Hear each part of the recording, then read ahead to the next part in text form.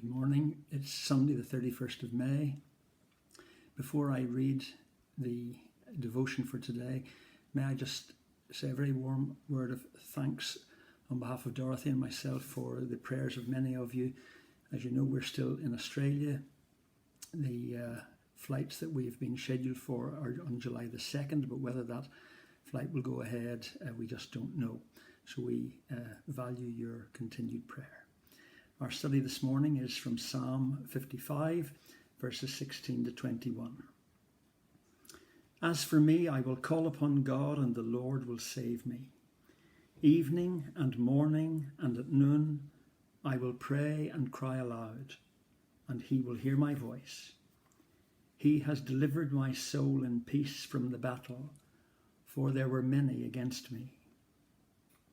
God shall hear and afflict them, even he who abides from of old, because they do not change, therefore they do not fear God.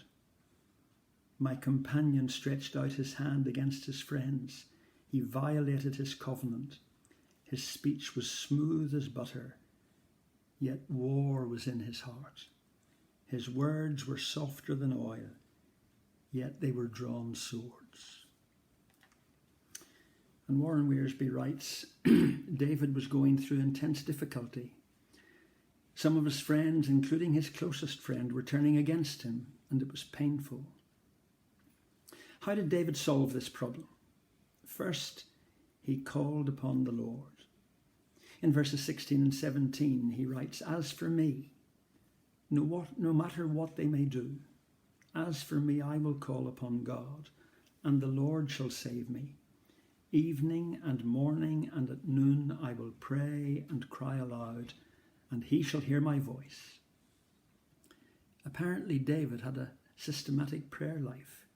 He called upon God and told him his troubles.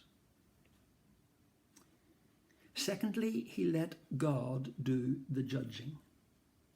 In verse 19 he writes, God will hear and afflict them, even he who abides from of old.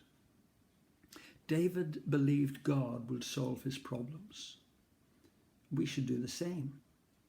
Let God give you the friends you need to help you in your ministry, and let him take care of your enemies. Don't treat others the way they treat you. Instead, treat them the way you would want to be treated. Don't return evil for evil. And thirdly, David was determined to learn from this experience. In verse 19 he writes, Because they do not change, therefore they do not fear God. David was going through a change of friends, and this was helping him to fear God more. We usually don't like change, but whenever God brings change to our lives, we can learn from it. Let's not get so comfortable, so settled, that God cannot do anything new in our lives. Determine to learn from difficult experiences. God has a purpose for allowing every difficulty and every problem.